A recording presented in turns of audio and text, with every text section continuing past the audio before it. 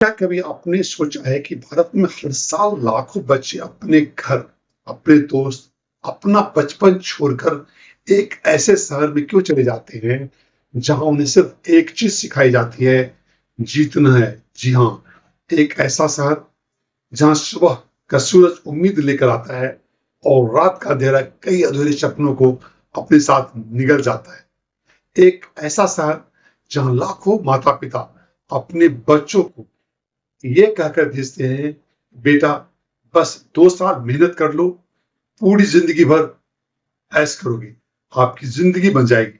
लेकिन क्या सच में जिंदगी बन जाती है, एक क्वेश्चन मार्क है। या फिर इन 2 सालों में कुछ ऐसा टूट जाता है जो कभी वापस नहीं उठता। आज हम बात करेंगे इस इंडस्ट्री की जिसकी कीमत हजारों करोड़ रुपए है, जिस पर लाखों परिवारों का भरोसा टिका हुआ रहता है, जिसने हजारों डॉक्टर, इंजीनियर दिए, लेकिन याद रखिए, लेकिन जिस पर यह भी आरोप लगता है कि उसने बचपन छीन लिया, सपनों को व्यापार बना दिया, सपनों को एक ट्रेड बना दिया और सफलता को एक रैंक बनाकर एक रैंकिंग कर दिया। दोस्तों, हम बात करेंगे, जानेंगे भारत की कोचिंग इंडस्ट्री का काला सच, ब्लैक स्टोरी।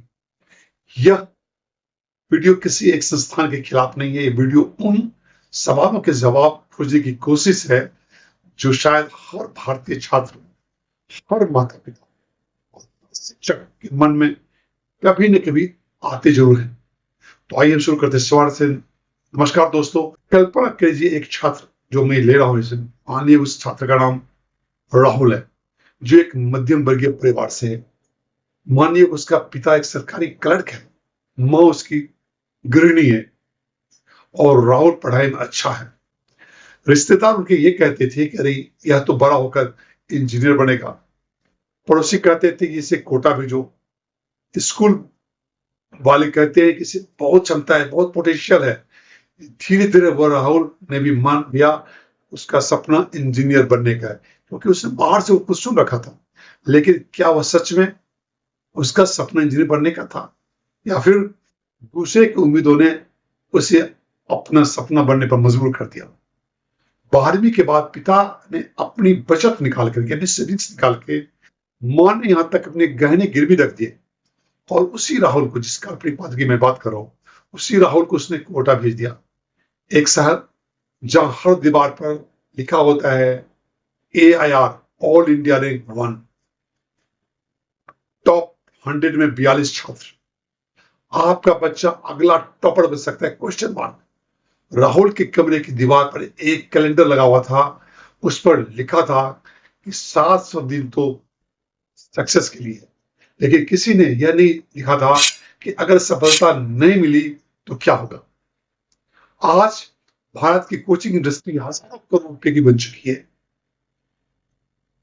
हाल ही में आपने देखा होगा आंसर के बारे में कंट्रोवर्सी आई है, चल भी रही भी कोचिंग इंडस्ट्री के बारे में। 1970 और 1990 के दशक में भारत में प्रतियोगी परीक्षाएं सीमित थी।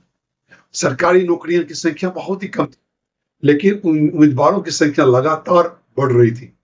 फिर उस दौर में आया IIT का सपना, यानी इंडियन इंस्टीट्यूट ऑफ टेक्नोलॉजी। देश के सबसे प्रतिष्ठित संस्थान। अगर इंजीनियरिंग की बात करें, सीटें बहुत कम और कंटेस्टेंट, उम्मीदवार लाखों। यहां से शुरू हुआ कोचिंग की कहानी।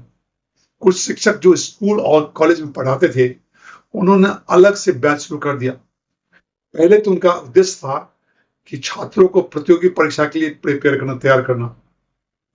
शुरुआत में यह केवल अतिरिक्त सहायता थी, एक एडिशनल हेल्प के तौर पर शुरू की गई थी। लेकिन धीरे धीरे यह एक समांतर शिक्षा व्यवस्था बन गई, पैरेलल एजुकेशन सिस्टम बन गई। स्कूल से नहीं होगा, अब ये समाज में स्कूल से नहीं होगा। 1990 के दशक तक आते आते एक धारणा बनने लगी कि स्कूल कुछ नहीं करवा पाएगी, स्कूल की पढ़ाई से IIT नहीं निकलेगा। NET की NET, नीट की तैयारी अलग करनी पड़ेगी। अगर बड़ा करना है तो कोचिंग जरूरी है। यही वह समय था जब भारत में उदारीकरण आया, अर्थव्यवस्था बदली, नई नौकरियां आई, लेकिन मध्यम वर्गीय परिवार के लिए सफलता की परिभाषा वही थी, वही की वही रही। उन्हें डॉक्टर बनाना है, इंजीनियर बनाना है, सरकारी अधिकारी बनाना है, और इन सपनों तक पहुंचने का नया टिकट बन गया कोचिंग इंस्टीट्यूट। सपनों का सबसे बड़ा बाजार, सबसे बड़ा इंडस्ट्री। भारत में माता पिता अपने बच्चों के लिए क्या नहीं करते, अपनी इच्छाएं तक छोड़ देते हैं, छोटे घर में रहते हैं, अपनी जरूरतें कम कर देते हैं, लेकिन बच्चे की पढ़ाई पर कोई भी समझौता नहीं करते। यह भारतीय समाज की सबसे बड़ी खूबसूरती है, लेकिन एक खतरा भी है। खतरा क्या है? यह जो खतरा की शुरुआत होती है जब प्यार दबाव में बदल जाता है, जब उम्मीद बोझ बन जाती है, जब एक इंसान नहीं बल्कि एक प्रोजेक्ट बन जाता है। और हमारे बेटे को डॉक्टर बनाना है, हमारी बेटी को आईआईटी बनानी है, आईआईटी जाएगी, हमने सब कुछ दो पे लगा दिया है। ये वाक्य भारत के लाखों घरों में रोज सुनाई देता है, हर दिन सुनाई देता है। और बच्चा वह धीरे धीरे भूलने लगता है कि उसे क्या पसंद है। उसे संगीत अच्छा लगता था, उसे पेंटिंग अच्छी लगती थी, उसे क्रिकेट खेलना अच्छा लगता था, उसे फुटबॉल अच्छा लगता था। उसकी पहचान सिर्फ इतनी रह जाती है कि वो जीईई जी जेईई की एस्पिरेंट है, नीट का एस्पिरेंट है। कल्पना कीजिए, हर साल लाखों छात्र इंजीनियरिंग और मेडिकल प्रवेश परीक्षाएं की तैयारी करते हैं, लेकिन जैसा कि आप जानते हैं कि सीटें कन्फाइंड है, लिमिटेड है। मतलब ज्यादातर छात्रों को सफलता नहीं मिलती है और नहीं मिलेगी। अब सवाल, एक सिंपल सवाल यह है कि क्या असफल होने के बाद छात्र कम मेहनत करते हैं? क्या वो जो छात्र असफल होते हैं मेहनत कम होता है? क्या वे काम में बुद्धिमान कम होते हैं? क्या वो लायक नहीं है कि वो पास कर सकते हैं? फर्क सिर्फ इतना होता है कि किस दिन किसका प्रदर्शन बेहतर रहा, किसकी मानसिक स्थिति उस समय मजबूत रही, किसने दबाव को बेहतर तरीके से संभाल लिया। लेकिन हमारा समाज परिणाम देखता है, सिर्फ रिजल्ट देख के फैसला करता है। ये हमारे समाज की सबसे बड़ी कमजोरी है। अब तक जो बातें हुई उन्हें सुनकर ऐसा लग सकता है कि कोचिंग सिर्फ बुरी चीज है, लेकिन सच इतना सरल नहीं है, इतना सिंपल नहीं है। हमें यह भी स्वीकार करना होगा कि भारत की कोचिंग इंडस्ट्री में लाखों छात्रों की मदद भी की है। ऐसे शहरों से आने वाले छात्र जहां अच्छे शिक्षक नहीं है, दुर्भाग्यवश उन्हें दिशा मिली कोचिंग इंस्टीट्यूट द्वारा। कई गरीब परिवारों के बच्चे स्कॉलरशिप के माध्यम से आगे बढ़े। छोटे कस्बों के छात्रों ने आईआईटी और मेडिकल कॉलेजों तक पहुंची। कोचिंग ने एक संरक्षित तैयारी का मॉडल दिया, अनुशासन दिया, डिसिप्लिन दिया, कंपटीशन का माहौल दिया, एक प्रतिस्पर्धा का कंपटीशन का माहौल दिया।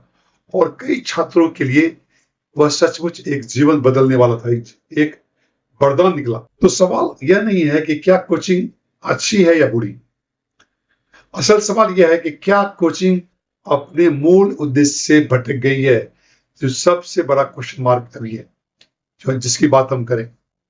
दोस्तों, आज हमने जाना कि कोचिंग की शुरुआत की मदद के लिए, लेकिन धीरे धीरे वह एक विशाल इंडस्ट्री बन गया।